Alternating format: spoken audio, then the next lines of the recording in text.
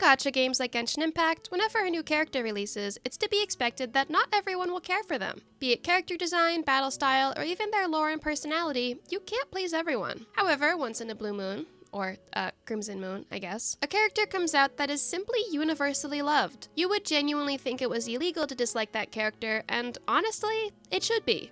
Ladies and gentlemen, welcome to the most spectacular show in the history of Fontaine. Please put your hands together for our national icon, Fontaine's biggest celebrity, one of the 7 archons of Teyvat, the Regina of all orders, kindred, peoples, and laws, Furina de Fontaine! One of the biggest examples of this type of character is Furina. I've been asked several times to do solo challenges for the Archons, but none to the degree that I was asked for Furina only. As a chronic people pleaser, who am I to say no?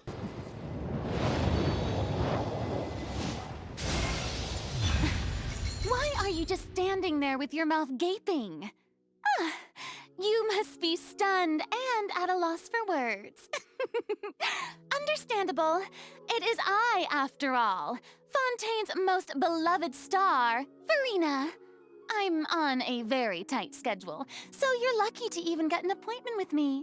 With Furina on our team, let's go over the rules. As per usual, I can only play with Furina, but I can use other characters for non-battle Archon Quest necessary mechanics. Also, I know having other characters in the team increases her damage, but I can't do anything about that when it's trial characters, so we're allowing that too. Also, no co-op is allowed. All swords are allowed, but if I get her signature weapon, I cannot use it until I complete Inazuma. Additionally, if I get any constellations, I cannot activate them until after Inazuma. Other than that, anything goes. Now let's see if we can beat Genshin Impact only using Furina. Vocal cords are ready, blood sugar replenished.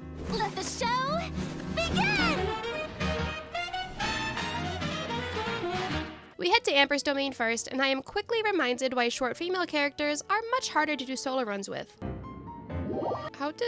What? Also, before anyone comments it, yes, Arlecchino only is getting another video soon. I've been struggling with writing the Sumeru script, which is what's been delaying it. I am very sorry, but trust me, I want to get the video out as badly as you guys want to see it. Obviously, since Furina is a Hydro character, we can't light up this Pyro monument, despite the efforts from the Salon Solitaire. So we borrow Amber to light up the monuments and complete her domain. Up next is Kaya's domain, and I'm going to be so honest, I completely forgot she can walk on water until this moment. Don't worry, I actually went and properly watched her collected miscellany after these domains. Finally, we have Lisa's domain, and I fear reaching the invisible platform was a one-time fluke, because I couldn't get to it with Furina despite trying. The curse of the short girl model strikes again, and after more failed attempts than I'd like to admit, we finally make it to the other side and finish Lisa's domain. With the 3 temples done, we've successfully completed Act 1, requiring us to level up a bit before Act 2. Per usual, while we grind for AR10, let's go over Furina's pros and cons, both in general and from a solo challenge perspective. Firstly, the pros. Honestly, where do I begin? I missed it on Furina during her initial run because I was traveling, and then I lost the 50-50 on her first rerun. So this was really my first chance to actually play with her. Boy, was I missing out. She might be the perfect character for solo runs. Furina has 2 states representing the 2 Arca alignments in Fontaine, and which state she's in impacts her playstyle. When her alignment is Osea, she's more of a Hydro DPS, while her Numa alignment can heal herself or on-field party members. The latter obviously doesn't apply in this case, but it's helpful nonetheless. Being able to switch between healing versus attacking during battle is a huge benefit for solo challenges, and spoiler alert, but I think Furina is the only character who didn't fall once in battle during this challenge. Well, so far. While her alignment is Osea, her elemental skill summons 3 Hydro companions which deal Hydro damage based on her max HP. Having this essentially is like fighting in co-op in the best way. Having 4 attackers makes taking out single enemies a piece of cake. Get it? Because...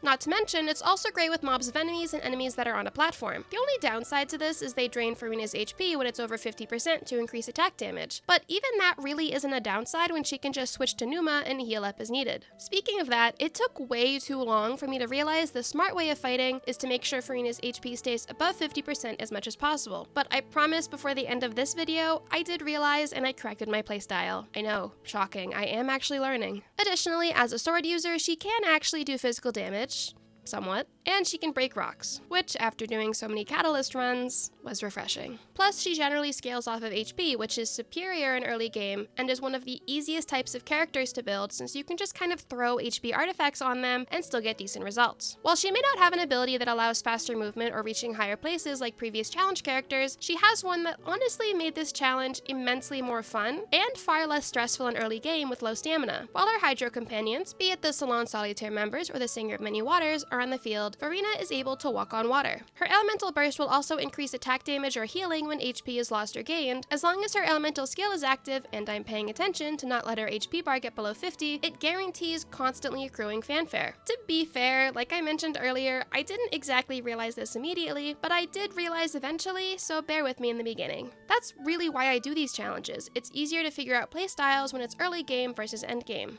My favorite pro of Furina, though, actually comes from something completely irrelevant to her fighting abilities. Her basic attack animations are just so cute, especially her fourth attack. The little bow at the end is probably one of my favorites of any of the characters. There's also another pro related to this that is entirely irrelevant to fighting abilities, but we'll share that when the time comes. As for her cons, honestly, I struggled to come up with any. I genuinely had to sit and just rack my brain for any cons because I wholeheartedly loved this challenge. It was refreshing after struggling a lot with Mizuki and Gaming, who, yes, will be coming out in April. Technically speaking, she has no charged attack, since that's how you switch between Arca alignments. Yes, switching the alignments does deal physical damage, but it's not really a helpful way of dealing damage, at least not in my opinion. This was only really an issue in a select few situations though, so it's hardly noticeable throughout the challenge as a whole. Another con is more for solo challenges, and that is her element. As we saw with Muulani, Hydro is rough in the early game. It can't damage the shields of Meta Churls, massively struggles against Cryo Abyss mages with the element disadvantage, and don't even get me started on how many Hydro Abyss mages we see early on. Not to mention a certain enemy that made me want to rip my hair out. As for other cons, honestly what I have left here is more or less grasping at straws and is just complaining if anything. I did really struggle finding cons for her. The weapons that are best for her are terrible for this challenge. Let's take a look, shall we? 4 of them are 5 stars, 1 of them is exclusive to an event from 4 years ago, 1 of them is a Battle Pass exclusive, and as for the other 3, the Dockhand's Assistant is exclusive to the weapons banner and was not actively rated up while I was filming. Favonia's Sword's materials are in the domain I can't open, and it dodged me this whole challenge anyways. And the last one is a fishing weapon. Lovely. Other than that, there's really nothing else I can think of. After reaching AR10 and logging into my main account to throw money at Hoyover so I can make sure I get her, we return to the city. However, before starting Act 2, I decided to use the free 10 pull on Standard Banner. Ideally, we get a good weapon for early game Furina. I was rooting for like Sacrificial Sword or even Favonia's Sword, but now I could get a Skyward Blade or even Aquila Favonia. I am Kuchi. Or that, I guess. Pretending that never happened, we go find Jean and start Act 2. We head to Windrise with our fellow Archon, and the Eye of the Storm stood no chance against Furina and the Salon Solitaire. Speaking of, this is what I meant earlier when I said there was a pro irrelevant to her fighting that I adore in this solo run. Whenever the Salon Solitaire are still in the field after a dialogue scene starts, they just wander around. It's honestly so hilarious. After failing to steal the Holy Lyre, we team up with Diluc and Jean to break into the Fatui hideout. The Pyro agent barely got any hits in, not that it would have made a difference because we just take a healing break and then return to beating him up. Having finally obtained the Lyre, it's time to go find some tears. Luckily, Furina knows a thing or two about tears. Sorry, too soon. The Salon Solitaire absolutely carried in getting the first tier, and maybe I'll put them in charge of beating Ruin Guards going forward because I was definitely the weakest link here. Oh look, it's something that will cause me problems later in the video. I opted to avoid the enemies for the second tier because my feelings towards willingly fighting a Cryo Abyss Mage and a Shield Meta Churl with a Hydro character align with Diluc's feelings towards joining the Fatui. I'd prefer to be crushed to death by a meteorite.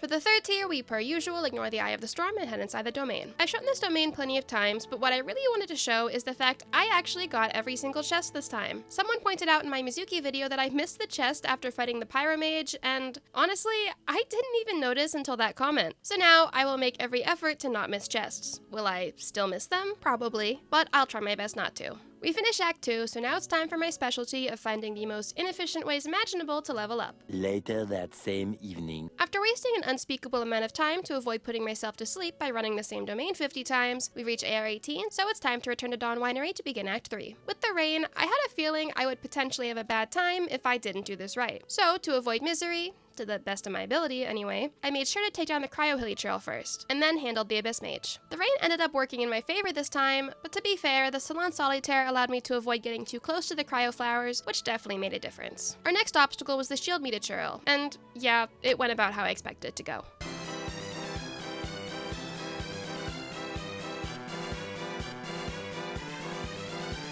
Arriving in Stormterror's lair, I let the Salon Solitaire do the work with the helioturials on our path, while I went and collected chests. A fairly even workload, I'd say. We light up the 3 monuments, having a very enjoyable time beating up the Pyromage, and now it's time to fight Dvalin. In terms of my tier list for Archon quest tasks, fetching tasks like Liyue Act 2, believe it or not, isn't actually my least favorite. It's my second least favorite, ranking only higher than this part of Mondstadt. No matter how many times I do the Archon quests, I've never found a shortcut to this or a way to hate it any less. Maybe it stems from how much I struggled doing this on mobile back when I first played Genshin. Who knows? I don't think I've done a yapping segment during Dvalin's fight, so let's do that now. I've gotten some questions in regard to my rerolling account, so I'll discuss that here. Starting out is a question that literally nobody asked. If anyone wonders why I switch between which twin I use seemingly at random, it's because it more or less is random. When I was making my reroll accounts back when I was trying to get Arlecchino and Wanderer, I did 10 accounts as Lumine, 10 accounts as Ether, and then switched that way. So while I have an even amount of Ether and Lumine accounts, at least I try to, it's still completely random which accounts will be successful in pulling a specific 5-star. As for my rerolling,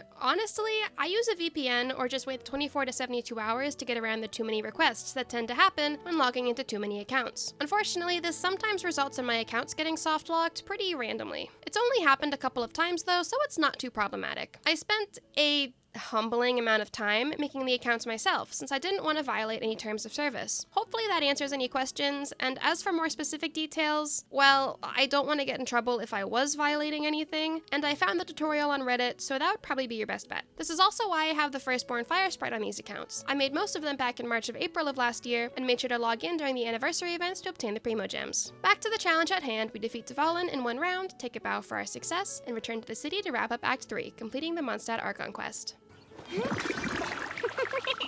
I guess he doesn't care for bubbles. Having automatic teleport waypoints unlocked in Fontaine, it's time for Furina to return home to start preparing for her next ascension. The first task, locating her boss and finding out if she can beat it alone. I did actually test this on a different account with Furina ahead of time. That account will be seen on April 1st. Hint hint, to confirm that her boss could actually take physical damage and didn't have any special requirements to beat it like the cubes do. Luckily, it can be beaten. Unfortunately, it means a very long battle. Also, I'm probably the last person to realize this, but if you don't interact with the Statue of the Seven in Fontaine, you can still drown while swimming. I suppose it makes sense, considering once you interact with the statue, you find out about being able to dive, but it did surprise me a little. After spending an embarrassing amount of time trying to find the entrance to the cave for Furina's boss, we finally find him, so now it's time to see how long it takes to beat him. If you follow me on Twitter, which you totally should because I post brain dumps about channel plans or thoughts about challenges while working on them, you'll know I actually didn't mind this boss fight. I really had no risk of dying because I constantly kept Singer of Many Waters on the field, so it was entirely just spamming B to normal attack. This is kind of where not having a true charge attack was a bit of a nuisance, but truthfully, it wasn't that much of a problem either. Speaking of things I post on Twitter, I spent a weekend with 2 of my best friends, Violet and Midya, because we need to lock in plans for our Korea trip in the fall. While procrastinating that task, I tried to see if I could give Violet any luck by pulling for Wriothesley for her. And while she did end up getting Jean, Wriothesley, and Wriothesley C1 within like 80 pulls, I was more focused on what I saw for her XP. Yeah. For the record, this was her excuse. On the topic of Twitter, but with a relevance to Furina, did you guys see that Da Vinci was reincarnated and is apparently making Genshin art now? Oh my god. I want to print this out and put it on my wall, but honestly, it deserves to be in a museum. They also posted art of Emily, and it's absolutely stunning. I love artists. A solid 90% of the accounts I follow on Twitter are just artists. If I ever won the lottery, there would be signs, and it would be an unholy amount of art commissions. After 6 minutes, which doesn't sound very long, but certainly feels long, we finally defeat her boss, and only get 1 drop, meaning I have to fight it again. Well, I guess I don't really have anything else to do, so. Later. Oh, sure. Now we get 2 drops. After some aimless exploration, I remembered the Mystery Island in Mondstadt. I haven't been able to go on any of my other accounts, and I haven't even done the quest itself since my main account a few years ago, so I decided to walk over.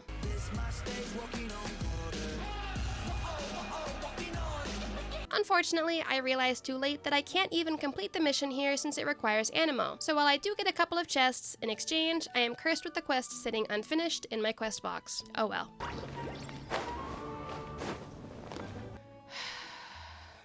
After briefly taking a detour to Fontaine to collect lake-like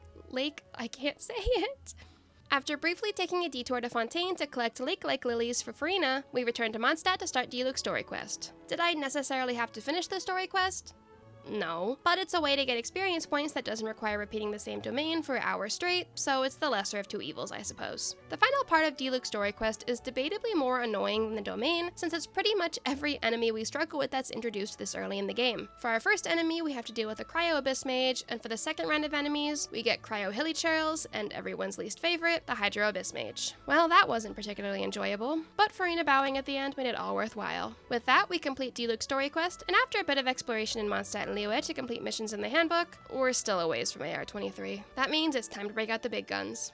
And by big guns, I mean the weapons material domain. When I did this with Mizuki, I at least had a weapon that did use materials from this domain, even if I also ran it on days that the material was unavailable. With Furina though, all of the swords I have that could be used for her use materials from the Mondstadt domain that, as we all know, I can't access. So this time, it was exclusively for experience. Tragic. Unfortunately, after an unholy amount of runs in the domain, I ran out of both resin and primo gems just short of AR-23. So, what now? I went to Dragonspine. Listen, look, I know I have a Hydro character and that's not ideal for cryo situations, but Furina can break rocks, so she can at least unlock the tree. And just unlocking the tree gets you 200 experience points, which will get me to AR-23. So it's probably the fastest solution outside of waiting for the next day and doing daily commissions. In the wise words of Spencer Shea, I may be an idiot,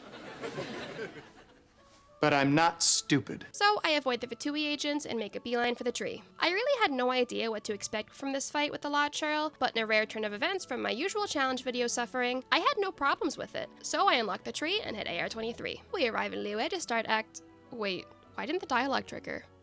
Okay, let me try that again. We arrive in Liyue to start Act 1. Furina's attempt to meet the Hydro Archon has a bit of a hiccup, but we made sure to take a photo for her to show Neuvillette. If nothing else, I'm sure this is the perfect souvenir for him. We meet Child in better circumstances than when Furina meets him in the Archon quest, and are tasked with finding some of the Adepti before our current predicament goes from bad to worse. With Mooncarver, I really gain nothing from his buff except an almost constant uptime on her burst, because the elemental skill cooldown ends before her Hydro companions leave the field. So her cooldown was really never an issue. Also, I think this is about the time that I realized Furina's burst only really works if her HP is above 50%, since she only gains fanfare when gaining or losing HP. Like I said earlier, these challenges are entirely to allow me to learn as I go. Up next, we head to see Mountain Shaper, and honestly, I was looking forward to this because I have something other than a catalyst. So we quickly head to the rock he's always in, and oh, that's... Well, that's fine. I'll just go to the one over here. He's gotta be in that one, right? Wrong. Alright, well, let's work our way back up the mountain.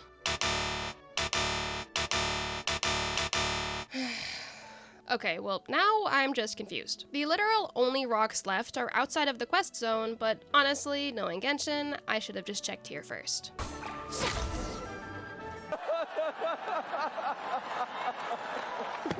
At this point, I realized I had to be very careful to not let the Salon Solitaire out, because they clearly have a part-time job as firefighters and will put out any and all bonfires they come across. Personally, I'd prefer not going back to Liyue Harbor just for the sake of some food that nobody will eat. Someone has definitely cooked you. Admittedly, I was not looking forward to Cloud Retainer's domain, since this is the first character in a while that I've had to use the tree climbing method to skip the domain. Not to mention the fact that Furina, being a short female model, would have an even worse time. I honestly anticipated being in here for a while. I don't know if it was luck, an apology from Hoyoverse for my struggles finding Lidang, or a little bit of both, but regardless, I was able to climb up to the top of the tree almost immediately and skip the domain. A miracle, truly. Saving the best for last, it's time to go find Xiao. Maybe this is the ghost story Furina heard about in the 2024 Lantern Rite. You know, even when I don't use her burst properly, I do just enjoy having her bubbles on the screen. It adds a nice ambiance. Now, I know wholeheartedly these two would probably not get along, but in my head, I like to think they'd somewhat understand the centuries of suffering they both experienced. Plus, I know Furina's on most of Xiao's best team comps. We return to Liyue Harbor, give a recap to Child, and complete Act 1. We're a ways away from AR-25, so it's time to head back to Mondstadt for Razor's story quest. I did Amber's story quest a while back, but I've shown it in every challenge, so to give a TLDR, the Salon Solitaire absolutely carried her domain. Razor's story quest introduces yet another addition to the insanely large amount of cryo or hydro enemies in early game. Luckily, we have a much better time with Furina than we did with Mizuki,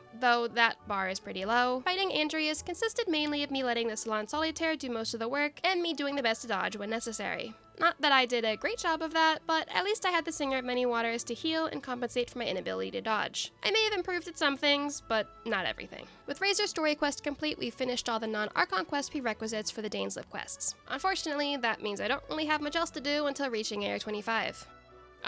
besides those. I ended up being incredibly unproductive, which seemed to be a pattern with this video. Did a lot of exploration as well as the one-off domains that I could, actually do. 2 hours later. 2 hours of running around later, I finally reach AR 25, so it's time to ascend Furina. I'd ascend her weapon too, but unfortunately, I can't do that. I did end up ascending the prototype Raincore because despite it not being a great weapon for Furina, it is useful when fighting her boss, and I get the ascension materials from her adventurer handbook. It's better than nothing. After that, it's time to return to Liyue Harbor to start Act 2. Ah yes, the 2 Archons who discarded their immortality to live among the mortals. One by pretending to die, the other, well, you get it. Want to see a magic trick? Good.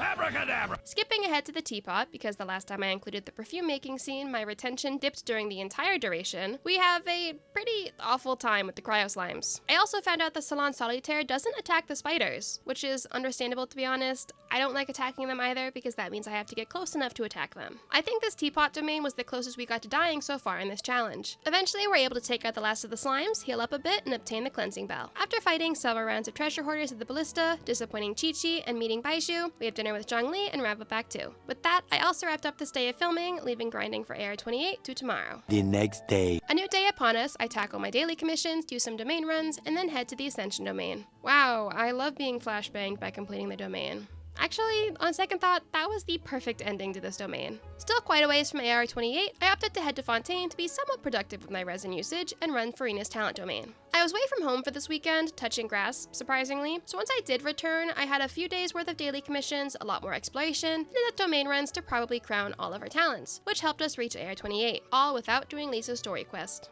A win. Back in Liyue, we head to the top of the mountain and borrow the Traveler's Wind Blade! to activate the pinwheel. Wow, look at me learning how to properly use Furina. I may have forgotten to heal before starting the dialogue, but once I healed, I was ready to fight. Honestly, it took me way too long to finally decide to read more about her burst, because I kept thinking it was doing nothing if I didn't see the little cheering crew on the bottom of the screen. Turns out, that only happens when you reach 25, 50, or 75% fanfare. Oops. Honestly, even if it was doing nothing, like I said earlier, I like the little bubbles on the screen, so it's fine.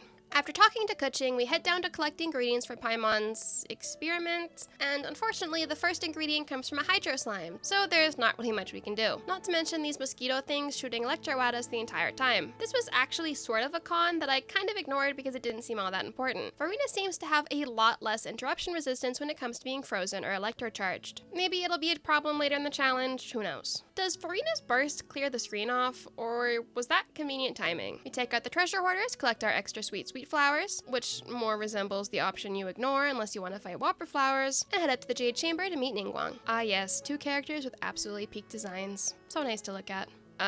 Furina. Eyes up, girl. After our obligatory pose in Ningguang's desk, we head down to check out the Fatui antics. I wanted to see if I could avoid fighting them, not out of fear of losing, but just to save more time. Plus, it's funny to watch the Pyro Gunner walking behind you during the dialogue. Unfortunately, I failed miserably and had to fight the tanky Hydro Healer and the Pyro Gunner. Oh well. Luckily, the Pyro Agent wasn't much of a challenge even after putting his shield up, and the Hydro Agent didn't even get the chance. Moving right along, we go find Zhongli, and I'm starting to get a little nervous for the Whopper flowers after our experience with Mizuki. However, thanks to both Furina's vengeance at her performance being insulted by the flowers and the lack of rain, Furina is able to pull off the victory without dying, which may not seem like a great accomplishment, but considering prior to this my challenge fatality rate here was at least 40%, so it's an improvement. Finally, it's time to return to Liyue for our battle with Child. I know I usually do Yap segments during this battle, but considering Child both has a Hydro resistance in Phase 1 and 3, and gains a buff when you fight him with a Hydro character, I figured it would be an interesting fight to watch. Circling back to my Twitter, beyond channel updates or general Genshin stuff, I also tend to just throw whatever pops into my head at any given moment out into the world. And 2 weeks ago, my favorite primetime TV show returned, meaning my Twitter has also begun to be a fan page for said show. So professional of me, I know. I'm not really big on cable TV, and I'm super picky on the shows I do watch, but the show I'm talking about is 911. If you spend any time online, especially on TikTok, there's a chance you've heard of it from either the absolutely chaotic situations or for being the show that birthed Buddy, the most popular ship on AO3 in 2024. I have been religiously following the show for quite a while now, while also pestering my friends to watch it too. If you haven't seen it and like first responder dramedies, I highly recommend it. There are a few scenes throughout the show that are not for the squeamish, but otherwise, absolute 10 out of 10. Also, the main main cast has extreme plot armor, at least so far, which is one of my favorites. I am very much of a believer that series, with exceptions obviously, especially post-apocalyptic, shouldn't kill off main cast members unless it serves an important plot purpose for the characters. I'm looking at you, Gege. On a sort of unrelated note, there is something that I absolutely have wanted to discuss in these Yap segments, but I was scared of, well, scaring people off. Fanfiction. Hold on. Hear me out. I am not really a shipper. I've been asked a couple of times if there are any ships in Genshin that I like, and honestly, I don't really think too much about it. That doesn't even just apply to Genshin, it applies to pretty much everything. I think relationships between characters is the only thing my brain is normal about with fictional works. Because of that, I don't really read much fanfiction. I mean, I used to write it when I was like 12, in the very typical chronically online rite of passage sort of way, but that was years ago and on like fanfiction.net. If anyone's wondering, I think I was Sakura and Sasuke from Naruto, but that's neither here nor there. Recently, a friend convinced me to make an AO3 account, which, by the way, was way more of an ordeal than I anticipated. Why did it feel like I was trying to join a secret society? Anyways, I'm online enough to know that AO3 is a godless land, and shipping culture can get, intense. But a good story is a good story, and if I've learned anything from writing scripts, is that I need to read more. If you have any story recommendations, comment them down below. It doesn't matter what it's from. If I know the characters, I'll probably try to read it, and I'll update in future yaps if I find any good stories. Or train wrecks. Those are good too. Speaking of someone popular on AO3, we finally defeat Mr. Shipped with Everyone Child, so it's time to go defend Liyue from Osile. Unfortunately, as soon as the pre-battle dialogue was about to end, my controller died. Luckily, I had batteries nearby, but oh man, the panic I felt trying to change the batteries while watching both the timer go down and the Fatui agents attacking the ballista. Furina didn't really have any advantages, or disadvantages I guess either, in this battle, but having Ganyu's healing was definitely preferable to having to break out the Singer of Many Waters, since I could just continue fighting with the Salon Solitaire. By the end of the battle, we had done a pretty good job. I mean, it wasn't great, but none of them got under 40%, so small victories. With all of that, we attend the Rite of Parting, meet Zhongli again, and complete Act 3, finishing up the Liyue Archon quest. While I head to Fontaine to fight Furina's boss, let's return to a topic I mentioned in my last video. I was given a few valid explanations for the Natlan Quick Start in the comments of my Mizuki video, so now the only thing that really bothers me about it is the fact that even if you don't opt to Quick Start, once you complete Liyue Act 3, the Natlan Archon quest is constantly in the upper corner of the map. The idea to add the quest in the upper area of the map was cute, but when it doesn't actually work for 3 of the 6 nations, it feels counterproductive. Sometimes I'll comment on something in a video, and then by the next patch, it's fixed. So if Hoyoverse does watch my videos, please fix that. I love the art for Inazuma, Sumeru, and Fontaine, and it's a bummer only seeing Natlan when I'm doing those quests. Anyways, that is neither relevant nor important, so we finally focus on the actual important matters and head back to Mondstadt to begin the Dainsleif quest. But first, I logged out to have lunch. And I got back on my PC an hour later to find out I was soft-locked out of my account. Fantastic. 24 hours later. After 24 hours, I was very relieved to find out my Furina account was released from jail, so now we can finally go talk to Catherine and start the Dainsleif quest. I know I mentioned that I doubt Zhao and Furina would get along, but oh my god, I need to know Dainsleif's opinion on Furina. I feel like her outward personality would not be something he particularly enjoys, but considering the last 2 Dainsleif quests have occurred in Sumeru, and he didn't really give an opinion on her in her collected miscellany, we're kind of just left making assumptions. Now that I'm thinking about it, Dains didn't go to Inazuma either. Moving on, we head to the Temple of the Falcon. I more or less just let the Salon Solitaire fight while I collect chests, because there are obvious priorities here. Also, yes, she still has the prototype Rain Core. I forgot to switch it back after fighting her boss, but also the sword is the only one I can level up in line with her levels, so despite it being pretty useless to her, it still has a higher base attack than her other weapons. I did, however, after this point switch over to the flute for a little bit to see how it would work, and I honestly hated it. It is what it is, I guess. As for the 2 Abyss Mages, well, it went about how you'd expect. The Pyro Abyss Mage was no problem, but the Hydro Abyss Mage was an absolute pain. Honestly, I was regretting not keeping prototype Rain Core on, but I don't even know if it would have done much good here with the shield. Up next, we head to Wolvendom, say hi to Diona, and look at some fires. Boring! Finally, a Storm Terror's lair, and this was a pretty terrible time. The primary enemies here are Hydro Abyss Mages and Shield Meteorals, 2 enemies that are absolutely awful to try and fight. I ended up doing my best to shove the Hydro Abyss Mage over to the Electro Rocks, which also turned out to be way more of an ordeal than I anticipated. Luckily, after a humbling amount of time, we get him over there and successfully break the shield. With that, we complete the Dainsleif quest, so it's time to head to Liyue to start We Will Be Reunited. We arrive in the domain, and per usual, after making quick work of the enemies, I run around in search of chests. Do I gain much from these common chests? No, but it's satisfying to collect them all. That's rough, buddy. I managed to get every single chest this round, which is honestly a little shocking because I feel like I always manage to screw this part up with the bubbles. Which, spoiler alert, I do, but not in this round. I knew after Mualani that this guy was going to be a bad time. Luckily for this part of the quest, it's just his first phase that has to be defeated, which is pretty simple for Furina. The calm before the storm, I suppose. Up next, we go to find the 3 different groups of Abyss enemies, and somehow, despite doing this so many times, I forgot to unlock the teleport waypoints in the area and had to make a journey to get there. After our brisk walk, we reach the first group of enemies. The first round, in my opinion, is the worst since it's just 2 Cryo Abyss mages, and the Salon Solitaire members don't do all that much with breaking the shields. But there's no other enemies for them to target, so it ends up just being kind of a chaotic mess. Though I suppose having a tough battle at the beginning makes it more satisfying when you get to fling the Abyss mages around after. Honestly, being able to just heal without eating food or going to the Statue of the Seven is so nice. It feels more like how I am on my main account since I have Kokomi to heal whenever needed, which is great because Wanderer and Kenichi's interruption resistance is, well, if you guys have seen those challenges, you already know. The next round of Abyss enemies still includes 2 Cryo Mages, but we have a Pyro Hilichurl, which helps light the grass on fire. It didn't actually help at all, but it still gave more enemies to target, and I didn't get rocked by the Ruin Hunter this time, so I'll accept the victory. Finally, we have a mix of Cryo and Pyro Abyss Mages, plus the Ruin Guard. Honestly, this I think is the closest I came to falling because I panicked and activated her burst when I meant to charge attack and switch our Arca alignment. I have no idea how I managed to do that, but we still survived in the end. You know, Furina would be really great in a Nuzlocke challenge. Something I really love is doing these challenge runs during the anthology event because I keep just stumbling randomly upon various playable characters. I do hope they make this permanent. After talking to Barbara, we make our way over to Wolvendom. Before we begin this battle, I would like to remind you all of something I mentioned at the beginning of the video. Not to mention a certain enemy that made me want to rip my hair out. So with that in mind, let me properly introduce you all to that certain enemy in question. I waited until this battle with the Abyss Herald to fully point out how awful it is, because the first phase isn't much of a problem at all. The second phase, though, I don't know if it's recency bias or purging it from my memory, but this felt so much worse than with Mualani. It felt like her physical attacks did max 10 damage per hit. Oh, thank you, Andreas, that's super helpful. After 7 minutes of just trying to break the Abyss Herald's shield, we finally succeed and can return to the domain.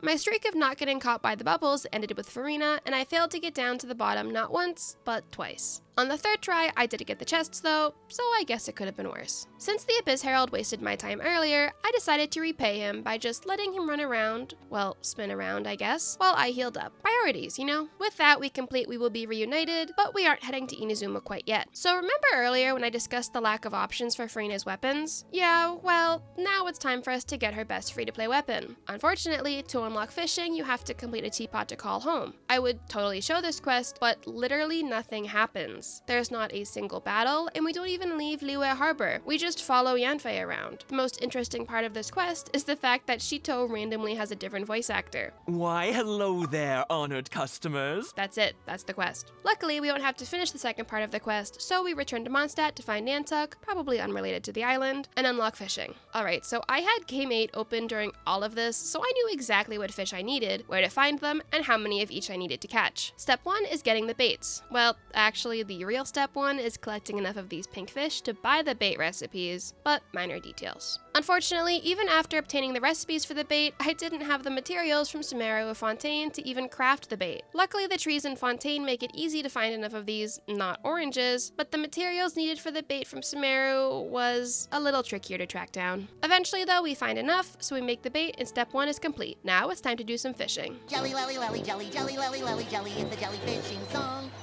Jelly, lelly, lelly, jelly, jelly, lelly, lelly, jelly, everyone sing along. Jelly, lelly, lelly, jelly, jelly, lelly, lelly, jelly is the jelly fishing song. Jelly, lelly, lelly, jelly, jelly, lelly, lelly, jelly, everyone sing.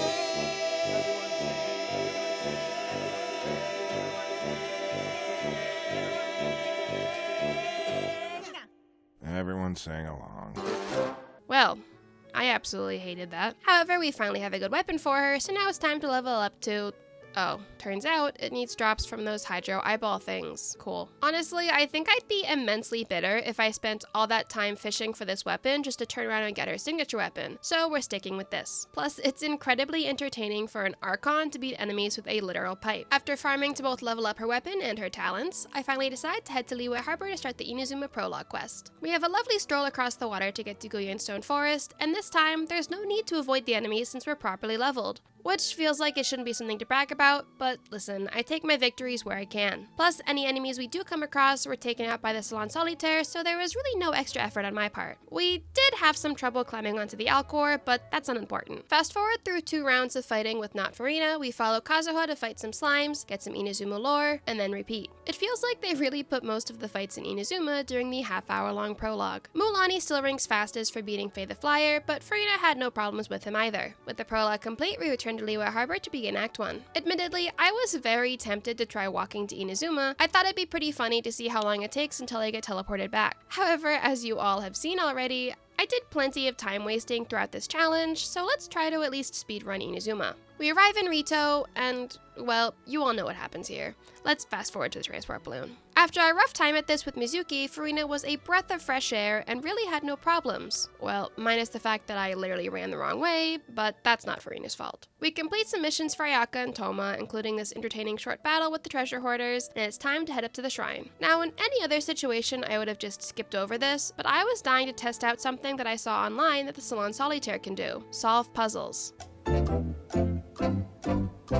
That's okay, take your time. Okay, maybe it's only in select circumstances. Oh, they did it. I take it back, they are the best. Excellent work. Back to the challenge at hand, we meet Yaimiko and return to the Kamisato estate. You know, during this, it finally occurred to me how this whole doing missions and then finally seeing her face would have probably been more impactful if she wasn't the first Inazuma character we were teased in the Teyvat story trailer. The Traveler was really the last person to know what she looked like. We had to find Yoimiya, who we agreed to help in a jail heist. As annoying as it was to fish for this weapon, it's absolutely worth it watching Furina fling a pipe around at enemies. Not to mention, it's also nice being able to just switch between her Archon alignments to heal in the middle of the domain without worrying about filling up with healing food. I know I'd be able to get this with other healers obviously, but a lot of healers really don't do any damage as a DPS, which, you know, is kind of important for a solo run. Though I guess it's not that important if we look at Mizuki. How did you survive that fall and still manage to follow me all the way over here? With Act 1 wrapped up, we beat up some of the Ronin for Ayaka's story quest, and beat up some Tenryo Commission officers for Yoimiya's story quest. Don't look at me like that. It's hard finding different ways to explain these same story quests. Starting Act 2, it's time to go see how long we can last against A. I really wanted to see how low her HP gets before the fight will auto-end, but I also wanted to see how well Furina could do without her skills and burst once they got locked. So let's see Apple fighting A.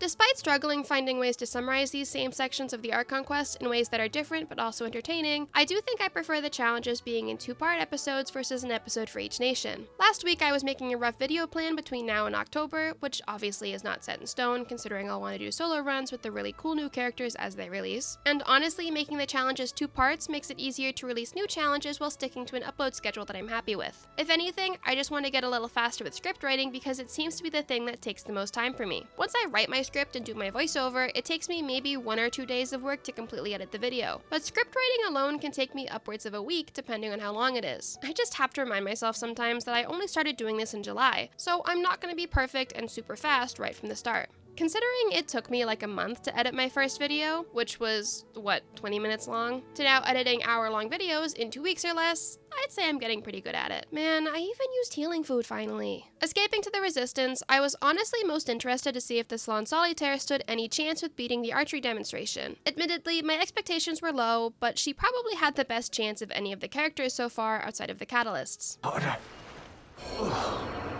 We save the star of Teyvat's final destination, meet Goro, and now it's time to see what we're capable of. Well, I guess I should have expected that. The way even the lightning tried helping us, and they still targeted the wrong dummies. Yeah, that sounds about right. Unsuccessful at our many attempts of the archery demonstration, we leave it to Amber and move on. How did you manage to get stuck down here? Heading to the front lines, I was honestly most excited for the idea of the Salon Solitaire appearing in the cinematic scenes, and I was not disappointed. With Act 2 done, it's time to move straight into Act 3 and head to Watatsumi Island. However, we're not taking Wave Rider this time. Instead, we're taking advantage of the ability to walk on water. At least it's more entertaining to look at. After getting our steps in for the day, we meet up with Kokomi to get our title as captain and start our hazing.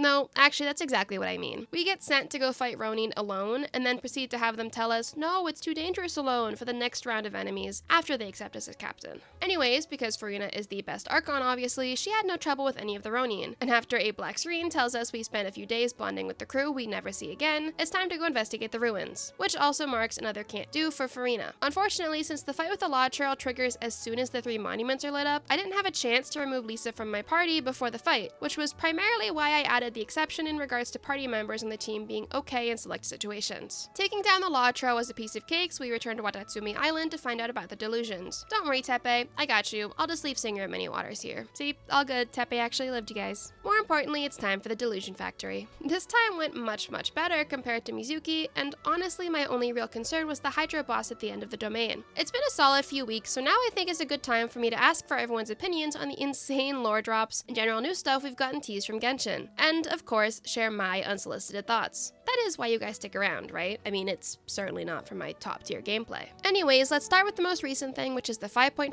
update. While I still have not gotten around to playing the Hydro Archon quest past what released in 5.0, I am absolutely loving the new areas coming out. The Broken Sky looks so insanely cool, and I'm really excited to see what sort of stories we get out of the patch. Also, I am very obsessed with Aoife. I might need to pump out a solo run with him, regardless of if he's a 4-star or 5-star. Also, I'm super curious to see how Eon-san's playstyle is, even if I'm still a little disappointed she's only a 4-star. As for our 5-star Veressa, in terms of strictly design, I think she's really cute. That said, I'm very easy to please with character designs. As long as they don't look like they would get me demonetized from being on my screen too long, I don't usually have much of an opinion. Honestly, the only playable character whose design I genuinely dislike is Auroron, which is a bummer because he has a really wholesome personality. His design is just giving, "Night will be the night that I will fall for you." However, I will say one of my friends said Veressa's design reminds her of My Hero Academia, and after hearing Hero incoming!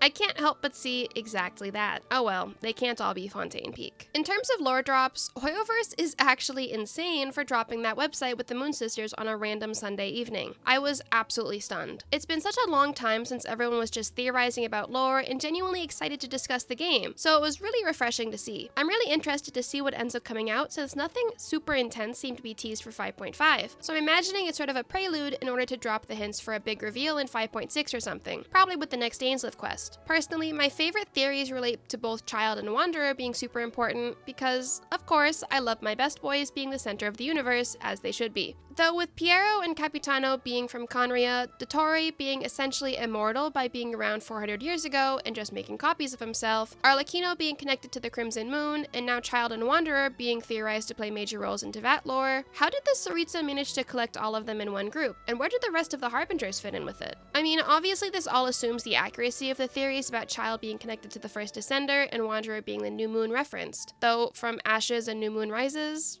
and looking exactly like Wanderer, that's suspicious.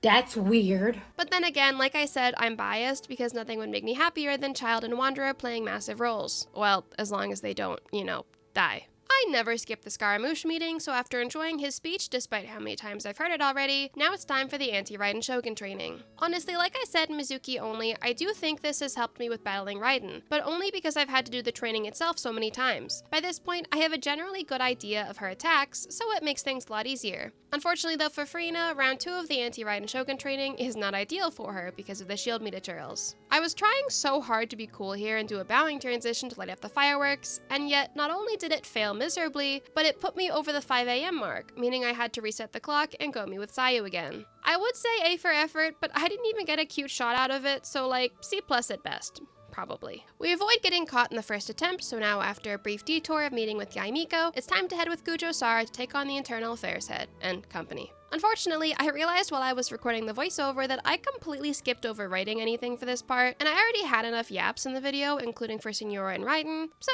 enjoy a badly edited highlight reel for this fight.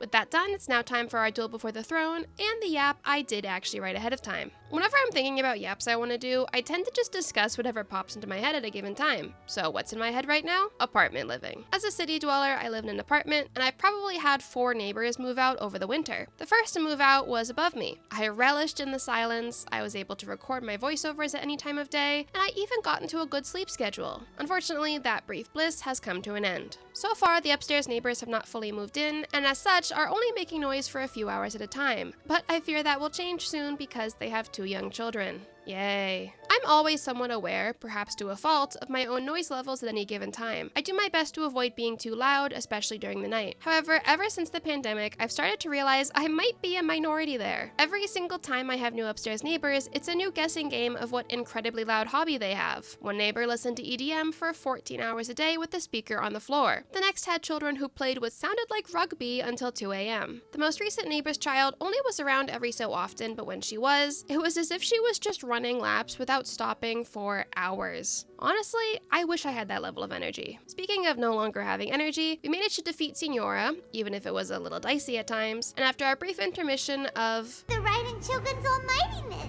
we return to the plane of Euthymia, so it's time for a full battle of Archon versus Archon. Back to the previous topic, I'm sympathetic to parents raising young children in apartments, and I'm also incredibly anti-confrontational, and I live in America. So I just sit and grumble to myself like an old lady and don't do anything about it. But as someone who records voiceovers regularly and is also the mother to a cat that is scared of his own shadow, let alone loud noises, new neighbors always come with an adjustment period. To prepare for the inevitable, I'm honestly just slowly adjusting my sleep schedule so I can be awake at night more. And I think I'll just have to get into the habit of recording my voiceovers at night. I'm not particularly a night person, but I'm also definitely not a morning person. So I guess I'll see what works best for me. I'm hoping to move in the next year or two, and when I do, I definitely plan on looking for a separate area, even if it's a walk-in closet, that I can soundproof and make into a makeshift office. That way, I'd even be able to stream. But again, that's a bit down the line. Plus, the current housing market is absolutely horrendous. One of my pastimes is to just scroll through different rental or home buying websites and see what's available. And lately, it's just been depressing. For starters, a question for my viewers outside of the United States. Do you guys have homeowners associations or HOAs? I don't even really know how to explain them, but so many places I find, either for rent or sale, have a high cost, and then on top of that cost, have $1,000 monthly HOA fees. It's like a second rent. And for what? They don't even seem to really cover utilities or anything. A scam, if you ask me. There was one place I found that I really liked and had a perfect office space, but the house itself was over $250,000,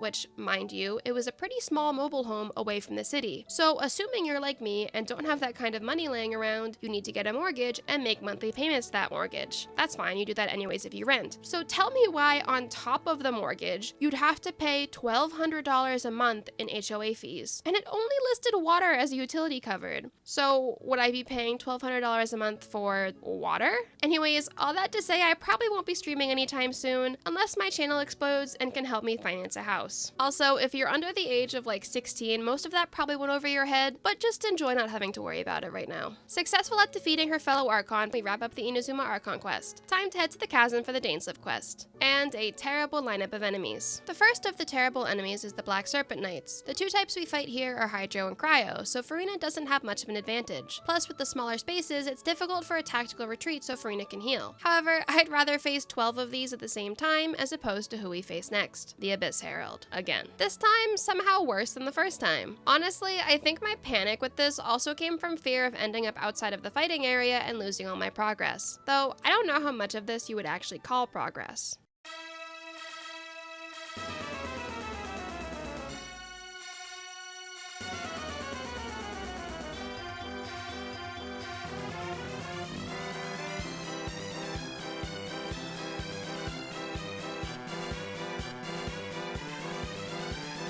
Well, that was awful. There's literally nothing else I can say to it. Immediately following the Abyss Herald, we have a fight with the Abyss Lector. Honestly, I just let the Salon Solitaire do all the work here. Furina definitely struggles with interruption resistance when it comes to Electro, and my brain was just absolutely fried after the Abyss Herald. Admittedly, the only reason I didn't log off and take a break was because I was afraid of my account getting soft-locked again, and I really needed to finish this so I could put the video out. Thanks to the Salon Solitaire and my anti-Raiden Shogun training, we beat the Abyss Lector, so now it's time for the final round of fights, the Abyss Mages. Honestly, the Hydro and Cryo Mages weren't even who I was worried about, because I knew Furina could beat them. Plus, I obviously wasn't concerned about the Pyro Abyss Mages. My worry? The Electro Mages. And honestly, I was right in that concern. Unfortunately, this was the easiest room of the bunch, so I got myself convinced it would be easy for all of them. Next was the Pyro and Electro Mages. This was another situation that I genuinely thought Furina might actually fall. The Electro Mage was giving me no breaks, and anytime I got away, the Pyro Mage sent some fire after me. I decided to take on the Electro Mage first, and once it was defeated, I had no issues with the Pyro Mage. However, after that room, I did have to just step away from from my computer and get some tea to relax a bit. The third room is where we find the Hydro Mage. Obviously, I got rid of the Pyro Mage first, and if anything, the Hydro Mage isn't really much of an issue alone because with Singer of Many Waters, it's just like Furina's boss fight. Well, with the annoying bubbles. But we finish it off quickly and head to the final room. Unfortunately, I knew the final room also had an Electro Mage, but this time I had a game plan. I made sure to beeline for the Electro Mage before I could put up the Lightning Ring. This time was much easier, and after a short while, the final Abyss Mages were defeated. With that, we returned to the center of the room to complete the Chasm quest, marking the end of this half of the challenge. I hope everyone who was asking for this challenge is happy, because honestly,